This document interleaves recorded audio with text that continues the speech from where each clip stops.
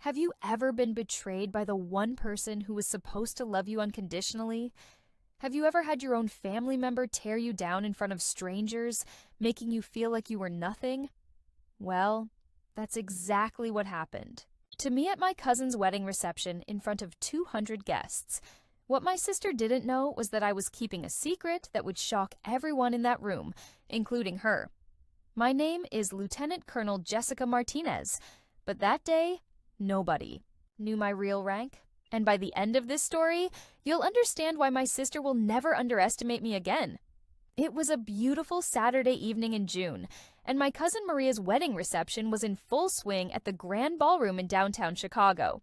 The venue was gorgeous. Crystal chandeliers, elegant decorations, and tables full of our extended family who I hadn't seen in years. I had just returned from my third deployment overseas, and I was really looking forward to celebrating with family and catching up with everyone. But there was one problem. I was still on military leave, and my official dress uniform was being dry cleaned after a ceremony earlier that week. So I showed up to the wedding wearing simple civilian clothes, dark jeans, a plain black blazer, and comfortable flats. Nothing fancy, nothing that would draw attention to myself. My sister Carmen, on the other hand, looked like she had stepped off the pages of a fashion magazine. Designer dress, professional makeup, jewelry that probably cost more than most people's monthly salary. Carmen worked in corporate finance for a major bank, and she never let anyone forget how successful she was. The first few hours of the reception went smoothly. I was having a great time catching up with relatives, dancing with my cousins, and enjoying the celebration. But then came the moment that would change everything. The DJ asked all the single ladies to come to the dance floor for the bouquet toss. I didn't really want to participate, but my aunts kept pushing me forward, insisting I join in. So there, I was standing among about 15 other women, waiting for my cousin to throw her bouquet. That's when I heard Carmen's voice, loud and clear, cutting through the music and laughter. "Oh my God, Jessica, what are you doing up there?" she called out from her table, her voice dripping with amusement. "You know those things are for women who actually have their lives together, right?" The women around me started looking confused. A few of them moved away slightly, probably sensing that some kind of family drama was about to unfold. I felt my cheeks burning with embarrassment, but I tried to ignore her. But Carmen wasn't done. She stood up from her table and walked closer to the dance floor, her voice getting louder with each word. "Seriously, Jess, when are you going to grow up? You're 28 years old, you don't have a real career, you're still single, and look at you. You couldn't even dress properly for a wedding." The music had stopped. The entire reception was now watching this unfold. My cousin Maria looked horrified, clearly torn between wanting to defend me and not wanting to cause a scene at her own wedding. "Carmen, please," I said quietly. "Can we not do this here?" "Do what?" She laughed, playing to the crowd that was now completely focused on us. "I'm just being honest. Everyone here is thinking the same thing. Look around this room, Jessica. Uncle Roberto owns 3 restaurants. Cousin Miguel is a doctor. Aunt Sophia just retired as a school principal. And then there's you." She gestured at me like I was some kind of exhibit in a museum. 28 years old, bouncing between different jobs, can't commit to anything long term. I mean, what was your last job? Some kind of government work? That lasted what, 6 months? The crowd was murmuring now. Some people looked uncomfortable. Others seemed to be enjoying the drama. A few of my younger cousins were actually recording with their phones, probably thinking this would make great social media content. "And don't even get me started on your appearance," Carmen continued, clearly enjoying the attention she was getting. "Jess, this is a wedding, a formal event, and you show up looking like you're going to a casual barbecue. It's embarrassing. You're embarrassing our entire family." I could feel tears starting to form in my eyes. This was my sister, the person who used to braid my hair when we were kids, who helped me with my homework, who promised to always have my back. And here she was, destroying me in front of our entire extended family. "You know what the saddest part is?" Carmen went on, her voice now carrying clearly across the entire ballroom. "Everyone in this family has made something of themselves. We all have careers, accomplishments, something to be proud of. But you? What do you have to show? For your life, Jessica? What have you actually achieved? The silence in the room was deafening. 200 people were staring at me, waiting to see what I would say. Some looked sympathetic, others seemed curious to see how this drama would play out. My cousin Maria was quietly crying, probably feeling terrible that her wedding reception had turned into this nightmare. That's when my phone started ringing. The ringtone was simple, nothing special, but I saw the caller ID and my heart started racing. It was General Morrison, my commanding officer, calling from the Pentagon. "I need to take this," I said quietly. But Carmen immediately jumped on that too. "Of course you do," she laughed. "Let me guess, another job interview? Maybe this time you'll actually stick with something for more than a few months." I walked toward the exit to take the call, but Carmen's voice followed me across the room. "That's right, walk away. Just like you always do when things get real. This is exactly why you'll never amount to anything, Jessica." As I stepped outside the ballroom to answer the phone, I could hear the reception slowly returning to normal behind me. But I knew that what had just happened would be talked about in my family for years. Carmen had succeeded in humiliating me. Completely. What she didn't know was that the phone call I was about to take would change everything. Because General Morrison wasn't calling about a job interview or some minor government position, he was calling to inform me that I had just been selected for a promotion that only 12 people in the entire U.S. Army receive each year. And in exactly 48 hours, my secret would be revealed in a way that would shock everyone who witnessed Carmen's cruelty. As I answered that call and heard the words that would change my life forever, I realized that my sister was about to learn the hardest lesson of her life. Never judge someone when you don't know the whole story, because sometimes the person you're tearing down is actually the person everyone else should be looking up to. "General Morrison, this is Lieutenant Colonel Martinez," I answered, trying to keep my voice steady despite the emotional storm raging inside me. "Jessica, I hope I'm not interrupting anything important," came the familiar voice of my commanding officer from the Pentagon. I looked back through the glass doors at the wedding reception, where I could see Carmen still holding court, probably telling everyone more stories about my failures in life. "No, sir, not at all.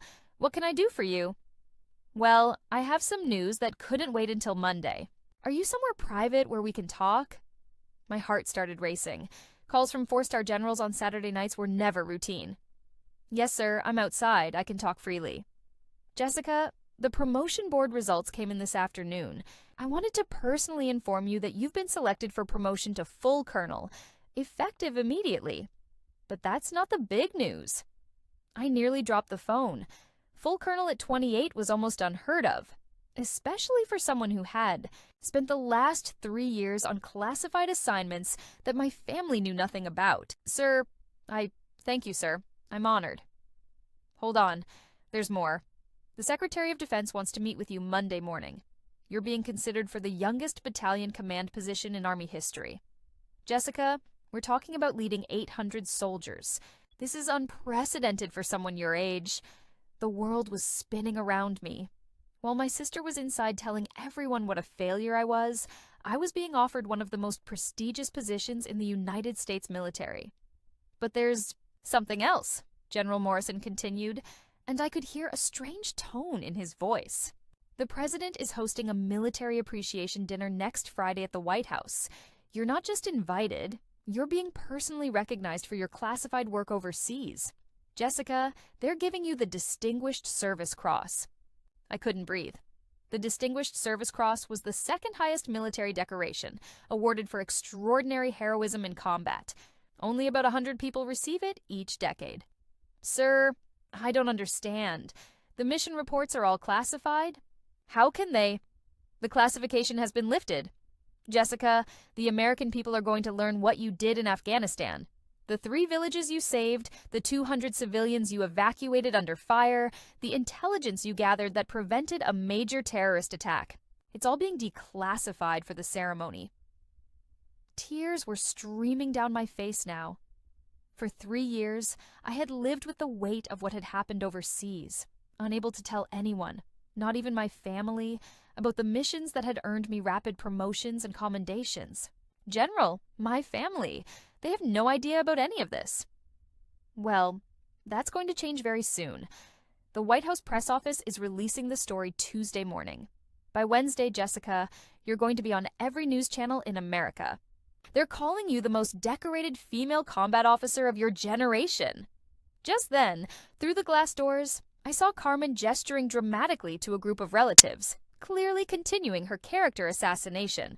Several people were nodding along, probably agreeing with her assessment of my directionless life. Sir, can I ask you something? Of course. Is there any way? Could my family find out about this sooner? Like, tomorrow? General Morrison chuckled. Actually, funny you should ask. We need you to report to the Chicago Recruitment Center tomorrow morning for some paperwork related to your new position. The commanding officer there, Colonel Washington, is an old friend of mine. I could ask him to make it. Interesting. What do you mean? Well, let's just say that when a decorated lieutenant colonel walks into a recruitment center, it tends to make an impression, especially when that lieutenant colonel is about to become one of the youngest full colonels in Army history. After I hung up the phone, I stood outside the ballroom for another 10 minutes, trying to process everything that had just happened. My entire life was about to change. The family that was inside mocking me was about to discover that the failure they were laughing at was actually a war hero. But the most satisfying part, they were all going to find out in the most dramatic way possible. When I walked back into the reception, Carmen immediately spotted me and couldn't resist another jab. Well, look who's back. Let me guess, another job rejection? Or maybe that was someone calling to tell you that you didn't get an apartment? Because your credit isn't good enough? The laughter from her table was cruel and loud. But this time, instead of feeling hurt, I felt something else entirely. I felt powerful. Because I knew something they didn't. Actually, Carmen, I said calmly, walking over to her table, that was my commanding officer calling from Washington. Your commanding officer? She laughed even harder. Jessica, you don't have to make up stories to impress people. We all know you've been bouncing between temp jobs for the past few years.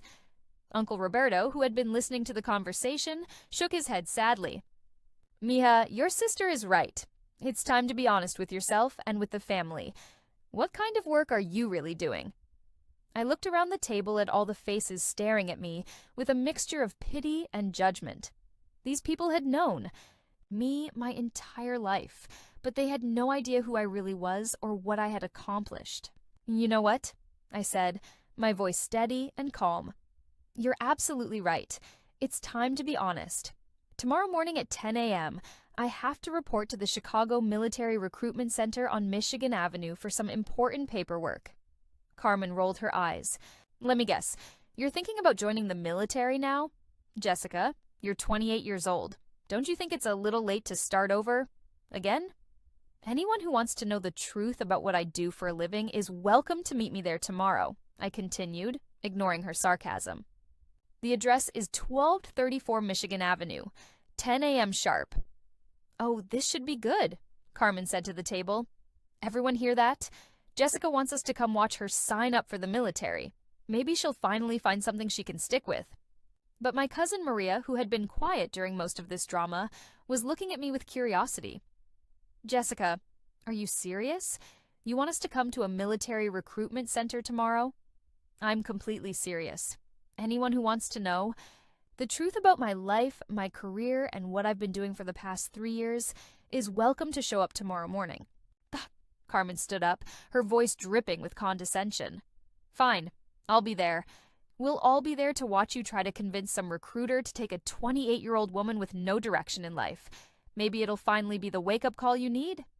The entire table agreed to come, probably thinking they were going to witness another one of my failures. Uncle Roberto said he'd drive everyone. Aunt Sophia said she would bring coffee for what she called the show. Even some of my younger cousins said they'd come to film it for social media. As the evening wound down and people started saying their goodbyes, Carmen pulled me aside one more time.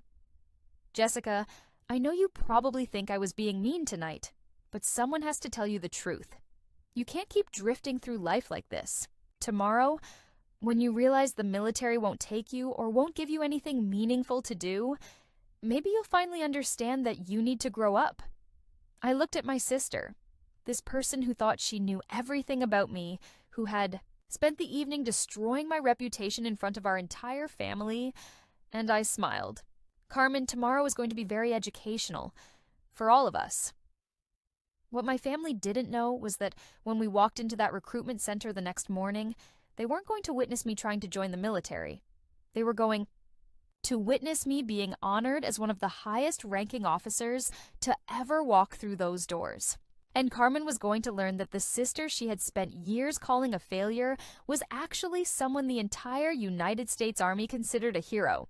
But the biggest surprise was still to come. Because what happened at that recruitment center would be nothing compared to what they'd discover when the White House called with an invitation that would change everything. Sunday morning came faster than I expected. I woke up at 0500 hours, old military habit, and put on my dress blue uniform. Every ribbon, every medal, every insignia was perfectly placed. The silver oak leaves on my collar gleamed under the morning light, indicating my rank as lieutenant colonel. But by the end of today, those would be replaced with the eagles of a full colonel. I looked at myself in the mirror and took a deep breath. My family was about to discover who I really was, and honestly, I wasn't sure if I was more nervous or excited about their reaction. At 0930 hours, I arrived at the Chicago Military Recruitment Center on Michigan Avenue. Colonel Washington was already waiting for me in the lobby, along with several other officers I didn't recognize. But what I noticed immediately was the unusual amount of activity for a Sunday morning. "Lieutenant Colonel Martinez!" Colonel Washington greeted me with a crisp salute, which I returned immediately. "We're honored to have you here today. I understand your family will be joining us?" "Yes, sir. They should be arriving any moment. They don't know about my service record." Colonel Washington smiled knowingly. "Well, that's about to change. We've prepared something special for today's ceremony. I think you'll be pleased." Just then, through the glass doors, I saw Uncle Roberto's SUV pull up to the curb. My entire family started piling out. Carmen, Uncle Roberto, Aunt Sophia, Cousin Maria and her new husband, and about 8 other relatives who had apparently decided this would be entertaining enough to give up their Sunday morning. Carmen was dressed like she was going to brunch at a country club, clearly wanting to look good for what she probably thought would be my public humiliation. As they walked toward the building, I could hear her voice carrying across the street. "I still can't believe she dragged us all down here for this," Carmen was saying. "I mean, what's she going to do? Ask them if they'll take her as a secretary or something? The whole thing is embarrassing." Uncle Roberto was shaking his head. "I just hope this finally wakes her up to reality. Maybe when they turn her down, she'll realize she needs to get serious about her life." They walked through the front doors of the recruitment center, expecting to find me sitting in a chair filling out paperwork like any other civilian recruit. Instead, they found me standing at attention in full dress uniform, surrounded by high-ranking military officers. The silence was immediate and complete. Carmen stopped dead in her tracks, her mouth falling open as she took in my uniform. The ribbons covering the left side of my chest told the story of multiple deployments, combat service, and commendations. The silver oak leaves on my collar indicated a rank that most people never achieve in 20-year military careers. "Jessica," Uncle Roberto whispered, his voice barely audible. What is this?" But before I could answer, Colonel Washington stepped forward and addressed my family in his commanding voice. "Ladies and gentlemen, thank you for coming today. You're here to witness a very special ceremony. We are honored to have Lieutenant Colonel Jessica Martinez with us today for her promotion ceremony." "Promotion ceremony?" Aunt Sophia repeated, like she was trying to understand a foreign language. "Ma'am, Lieutenant Colonel Martinez is being promoted to the rank of full colonel today, making her one of the youngest officers in United States Army history to achieve this rank." Carmen was staring at me like she was seeing a ghost. "Lieutenant Colonel? Jessica, what's going on? How long have you been in the military?" 6 years, Carmen. I've been active duty for 6 years. The room was spinning around them as they tried to process this information. Maria was the first to find her voice. "But Jessica, you said you were doing government work. You never said you were a soldier." "I said I was doing classified government work. Most of my assignments have been classified. I couldn't talk about them, even with family. That's when Colonel Washington really dropped the bombshell. Ladies and gentlemen, what you may not realize is that Lieutenant Colonel Martinez is something of a legend in military circles. She's known as one of the most decorated combat officers of her generation. He gestured to my ribbon rack, pointing to specific decorations. The Bronze Star with V device for valor in combat, the Purple Heart for wounds received in action, the Combat Action Badge, the Afghanistan Campaign Medal with 4 battle stars. Carmen was slowly sinking into a nearby chair, her face pale with shock. But the most significant recognition, Colonel Washington continued, is this one. He pointed to a ribbon that stood out among all the others. The Silver Star. This is awarded for gallantry in action against an enemy of the United States.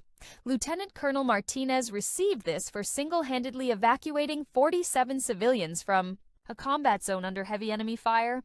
47 people, Uncle Roberto repeated slowly. Jessica saved 47 people? That's just one mission, sir. Over her 3 deployments to Afghanistan, Lieutenant Colonel Martinez has been credited with saving over 200 civilian lives and providing intelligence that prevented multiple terrorist attacks. The family was completely silent now, absorbing information that contradicted everything they thought they knew about me. But Colonel Washington wasn't finished. In fact, we received some additional news yesterday that makes today even more special. He pulled out an official document. Lieutenant Colonel Martinez has been selected by the President of the United States to receive the Distinguished Service Cross at a White House ceremony next Friday. Carmen actually gasped audibly. The White House? Ma'am, the Distinguished Service Cross is the second highest military decoration our nation can award. It's given for extraordinary heroism in combat. Lieutenant Colonel Martinez will be personally recognized by the President for actions that saved an entire Afghan village from terrorist occupation. At this point, my cousin Maria was openly crying. Jessica, why didn't you tell us? Why didn't you tell us you were a war hero? Because, I said gently, most of my service has been classified. I couldn't talk about it. And honestly, after last night, I wasn't sure anyone in the family would be interested in hearing about my accomplishments. That's when Carmen finally found her voice, and what she said shocked everyone in the room. "Oh my God," she whispered, tears streaming down her face. "Oh my God, Jessica, what have I done? Last night, at the wedding, I called you a failure. I said you had no accomplishments. I humiliated you in front of the entire family." The weight of what she had done was finally hitting her.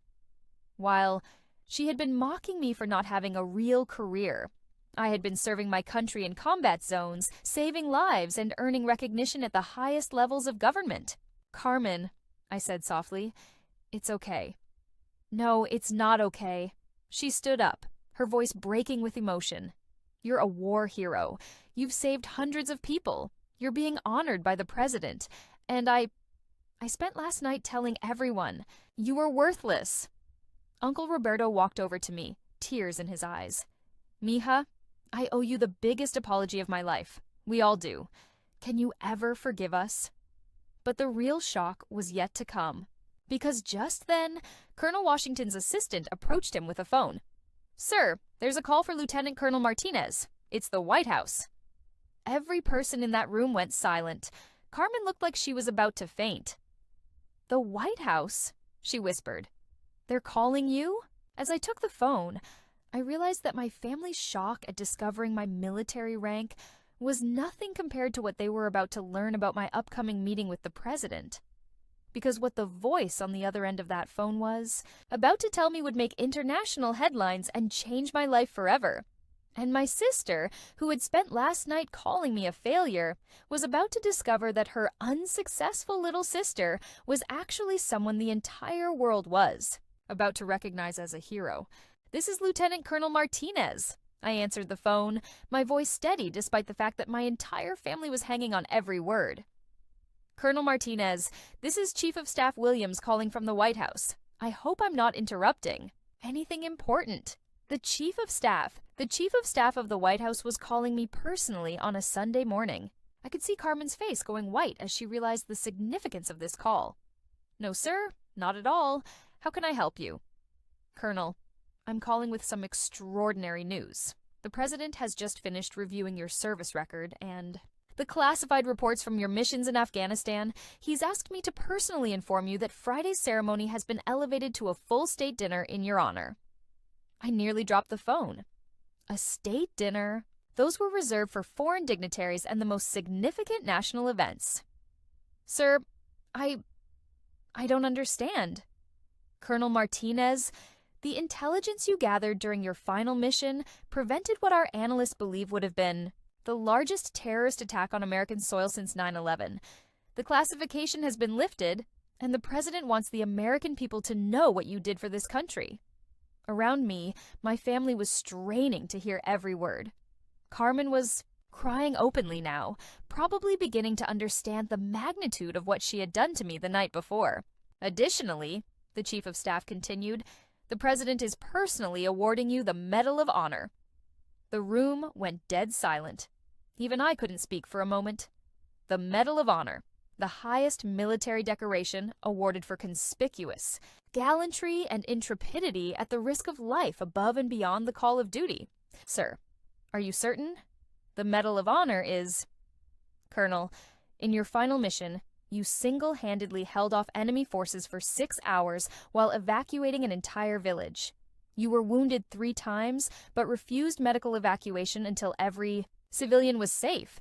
Your actions saved 347 lives and provided intelligence that prevented attacks in New York, Washington, and Los Angeles." Carmen gasped audibly. 347 people, she whispered.